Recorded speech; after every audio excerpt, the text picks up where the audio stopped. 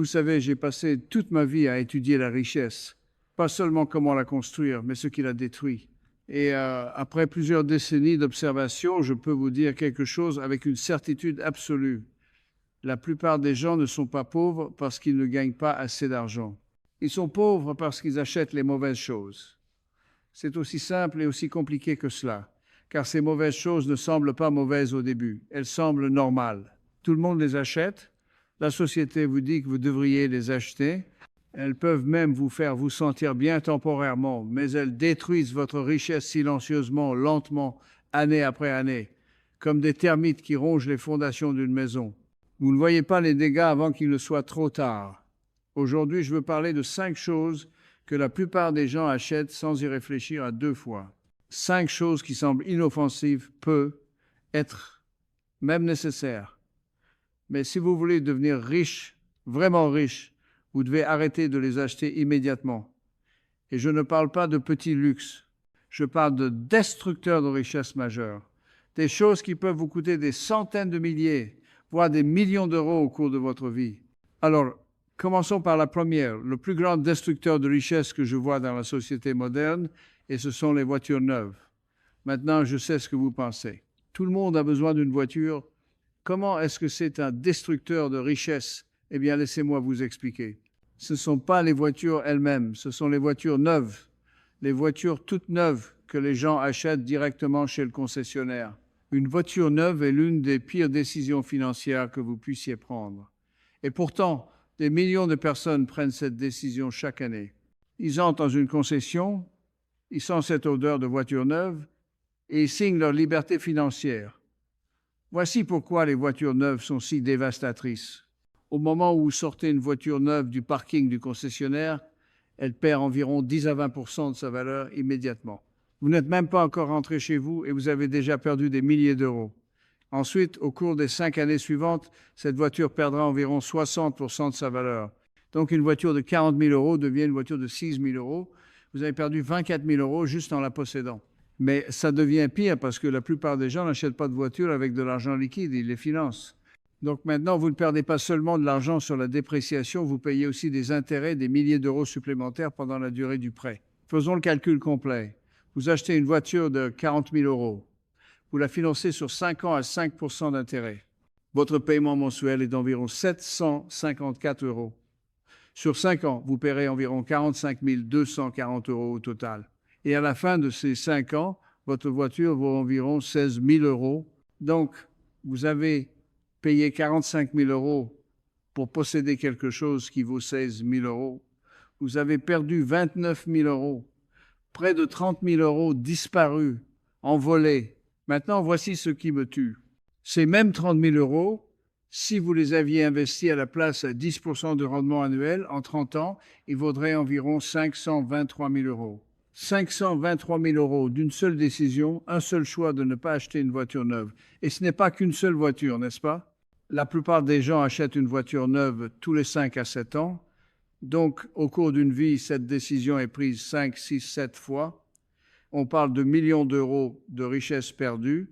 Je n'ai jamais acheté de voiture neuve. Jamais. Ni quand j'avais moins d'argent et certainement pas maintenant. J'achète des voitures d'occasion, fiables, ennuyeuses, pratiques, et je les conduis jusqu'à ce qu'elles ne puissent plus être conduites. Les gens trouvent ça étrange. Ils disent, vous pourriez acheter n'importe quelle voiture que vous voulez. Pourquoi conduisez-vous ce vieux truc? Et je leur dis parce qu'une voiture, c'est du transport. Elle me transporte du point A au point B. Une voiture neuve ne m'y amène pas mieux qu'une voiture d'occasion.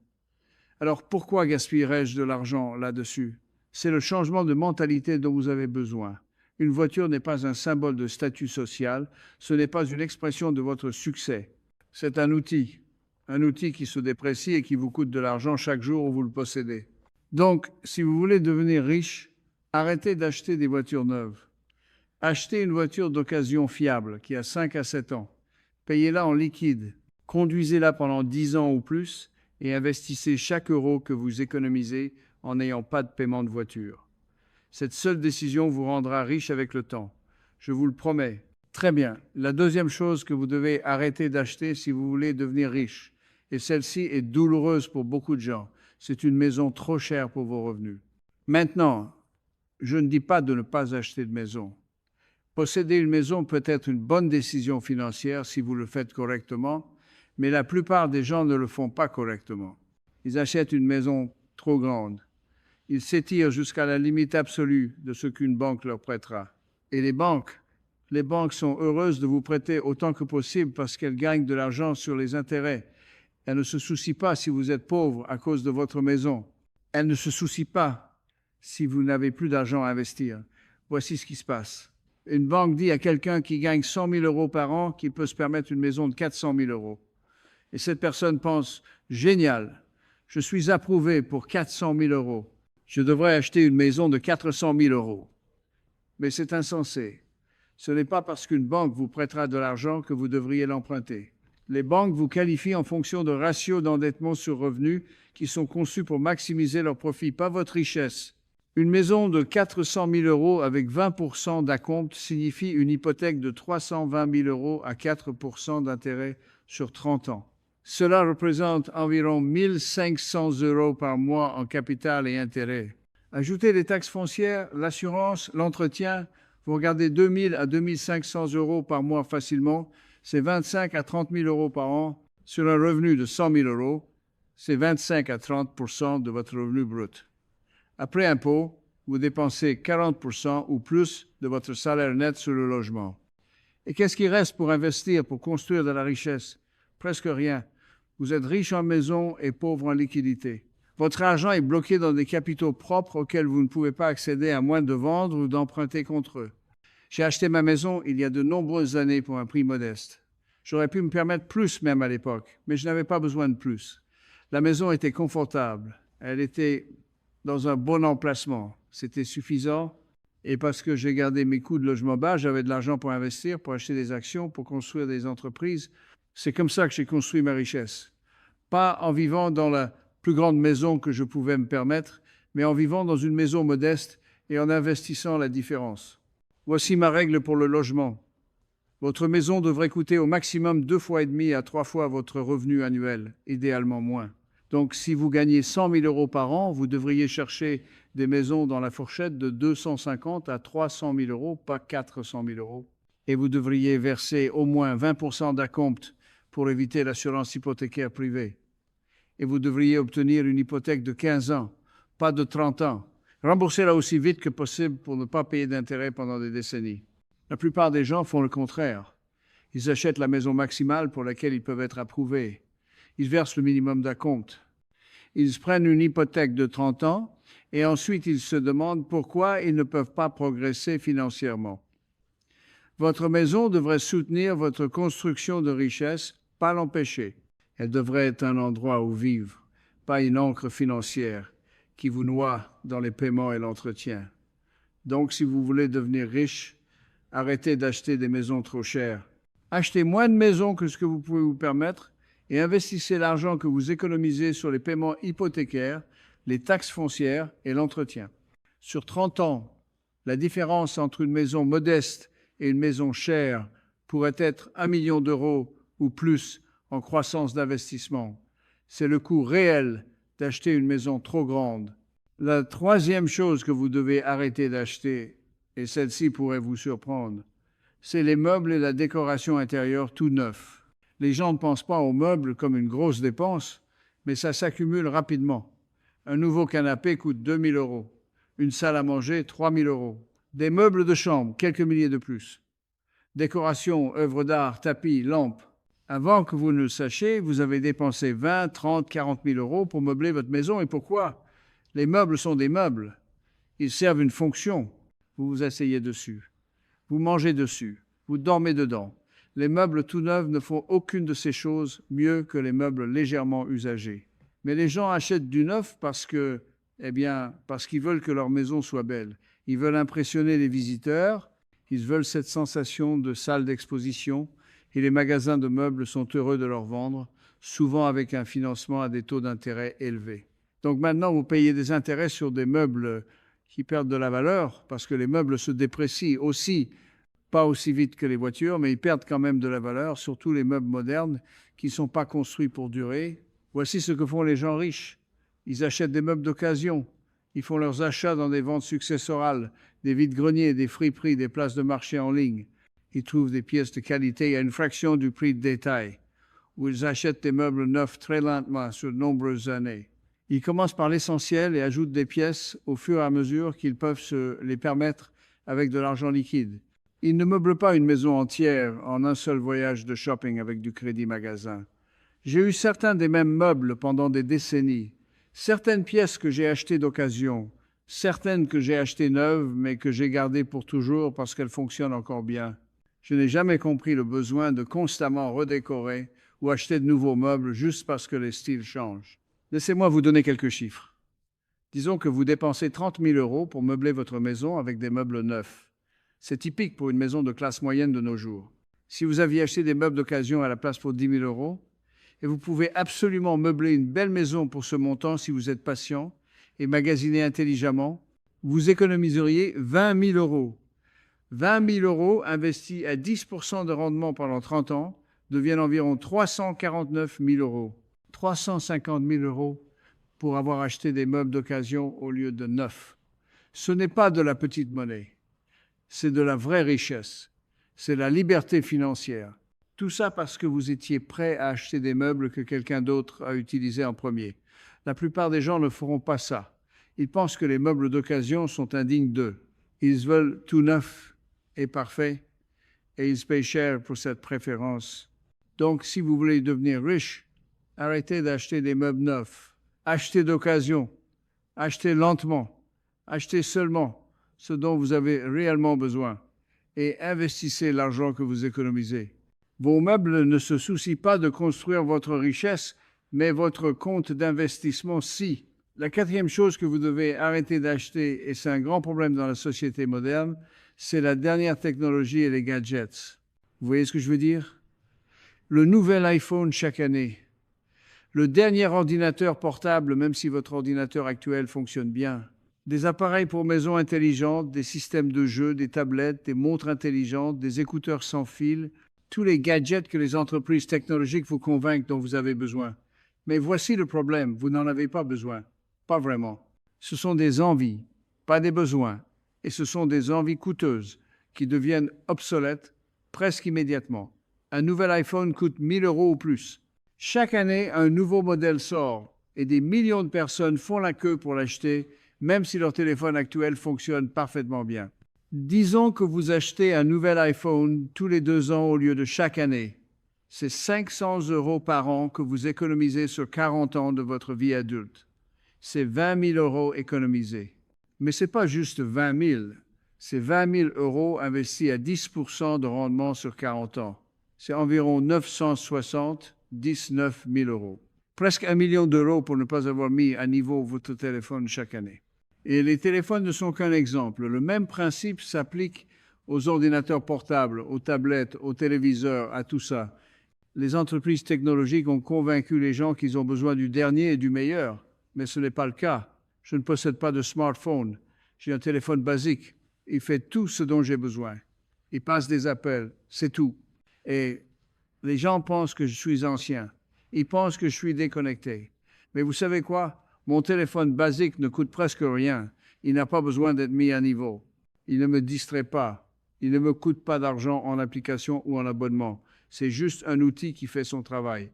Maintenant, je ne dis pas que vous devez avoir un téléphone basique. Je comprends que les smartphones sont utiles pour la plupart des gens, mais vous n'avez pas besoin du dernier modèle. Vous pouvez garder votre téléphone pendant 4 ou 5 ans. Au lieu de 2, vous pouvez acheter le modèle de l'année dernière avec une réduction. Vous pouvez prendre soin de vos appareils pour qu'ils durent plus longtemps. La même chose s'applique aux ordinateurs.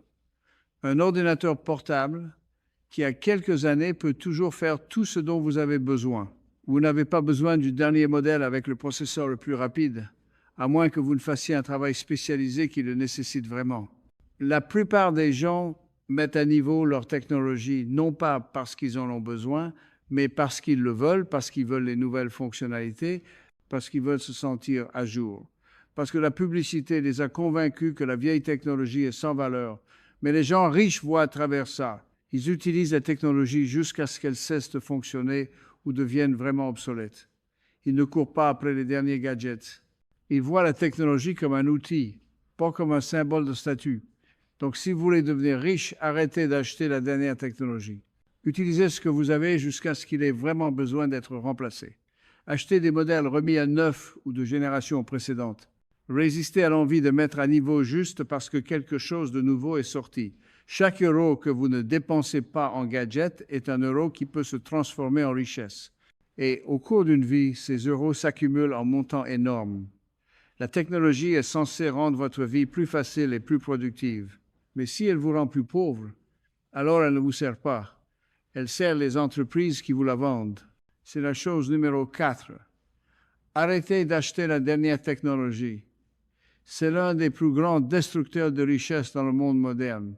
Et maintenant, la 5e et dernière chose que vous devez arrêter d'acheter si vous voulez devenir riche, et celle-ci va être controversée, ce sont les expériences de luxe que vous ne pouvez pas vous permettre. Je parle de vacances chères, de vols en première classe, d'hôtels 5 étoiles, de restaurants de luxe, de billets de concert VIP, de croisières de luxe, toutes les expériences que les gens justifient en disant « on ne vit qu'une fois, je crée des souvenirs ». Écoutez, je ne suis pas contre les expériences.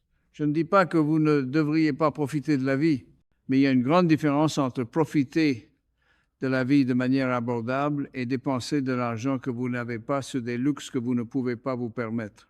La plupart des gens ne font pas cette distinction. Ils voient leurs amis publier des photos de vacances sur les réseaux sociaux. Ils ont l'impression de rater quelque chose, alors ils réservent un voyage coûteux qu'ils ne peuvent pas se permettre, souvent en le mettant sur des cartes de crédit. Des vacances de luxe peuvent facilement coûter 5, 10, 15 000 euros pour une semaine de votre vie. Et ensuite, c'est fini. Et tout ce que vous avez, ce sont des photos et des souvenirs et des dettes. On ne peut pas oublier les dettes. Voici ce qui me tue à ce sujet. Les gens vont dépenser 10 000 euros pour des vacances et ensuite se plaindre qu'ils ne peuvent pas se permettre d'investir. Ils diront « je n'ai pas d'argent à mettre dans mon compte de retraite ». Mais ils ont de l'argent pour une croisière de luxe. Les priorités sont à l'envers. Ils choisissent le plaisir temporaire plutôt que la sécurité permanente. Ils choisissent une semaine de luxe plutôt que des années de liberté financière. Maintenant, je ne dis pas de ne pas prendre de vacances. Je dis de prendre des vacances que vous pouvez vous permettre. Si vous ne pouvez pas payer en liquide sans impacter vos objectifs d'investissement, vous ne pouvez pas vous le permettre. Vous voulez voyager? Génial. Trouvez des façons moins chères de le faire. Des voyages en voiture au lieu de vol, du camping au lieu d'hôtel, cuisinez vos propres repas au lieu de manger au restaurant à chaque repas. Il y a plein de façons de voyager de manière abordable et d'avoir quand même de merveilleuses expériences. Je n'ai jamais fait de vacances chères de ma vie. J'ai voyagé pour affaires, bien sûr, mais je n'ai jamais ressenti le besoin de rester dans des hôtels 5 étoiles ou de voler en première classe ou d'aller en croisière de luxe. Pourquoi? Parce que ces choses ne me rendent pas plus heureux. Une chambre d'hôtel de luxe est juste un endroit pour dormir. Un siège en première classe m'amène à la même destination en même temps que la classe économique. Une croisière de luxe est juste, eh bien, je n'ai jamais compris l'attrait, mais au-delà de mes préférences personnelles, les mathématiques sont dévastatrices.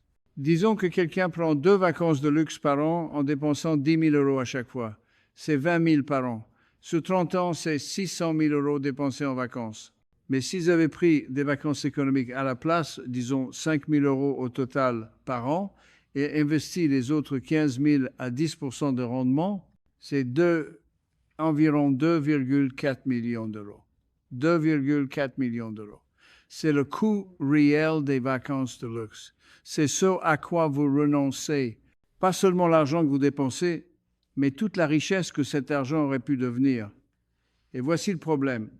Les vacances économiques peuvent être tout aussi mémorables que les vacances chères. Parfois même plus, parce que les meilleurs souvenirs ne sont généralement pas sur combien vous avez dépensé. Ils sont sur avec qui vous étiez et ce que vous avez vécu. J'ai connu des gens qui ont fait de simples voyages en voiture avec leur famille, dont ils se souviennent pour le reste de leur vie. Et j'ai connu des gens qui ont dépensé 20 000 euros pour des vacances de luxe et s'en souviennent à peine. L'expérience n'est pas déterminée par le prix, mais votre richesse l'est définitivement. Donc, si vous voulez devenir riche, arrêtez d'acheter des expériences de luxe que vous ne pouvez pas vous permettre. Voyagez de manière abordable. Créez des souvenirs qui ne coûtent pas une fortune et investissez la différence.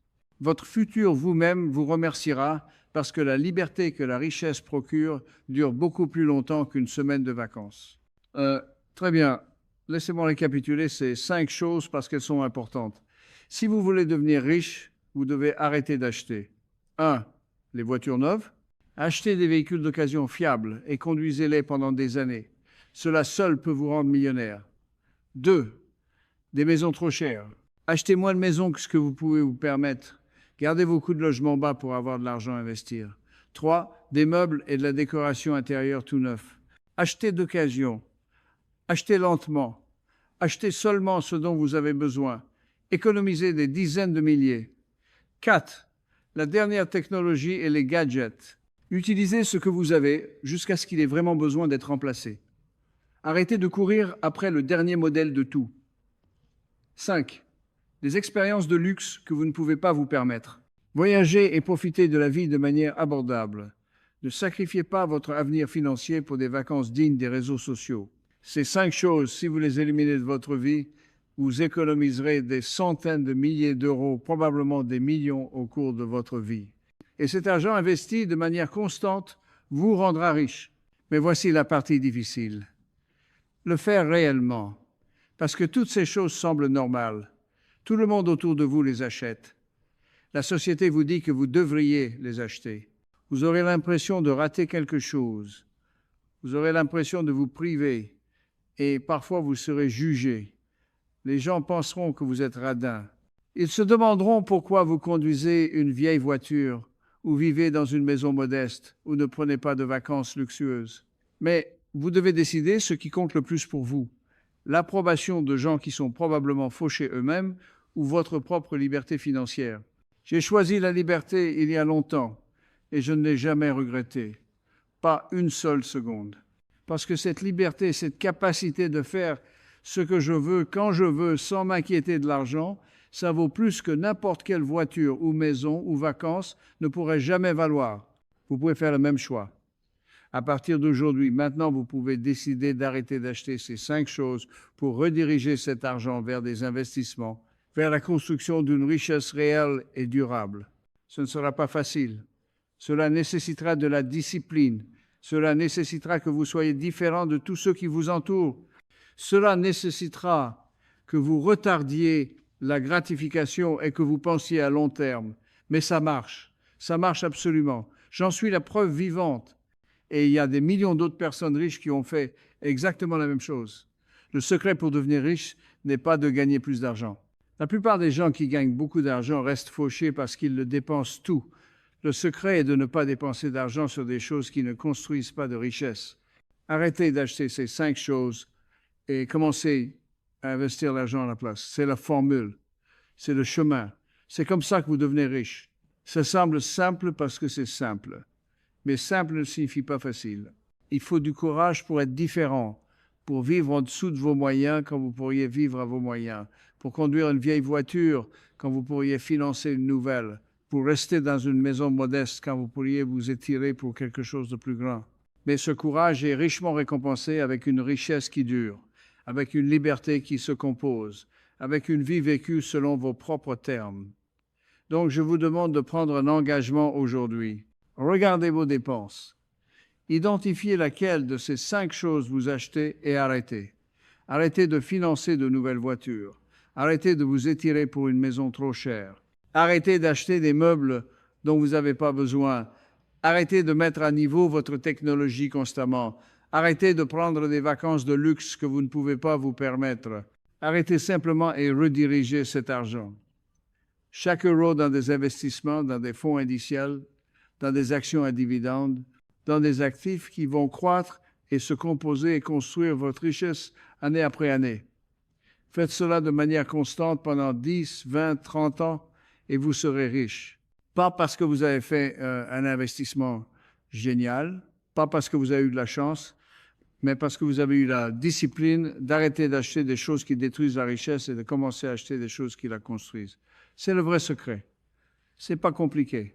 Ce n'est pas caché. C'est juste que la plupart des gens ne le feront pas.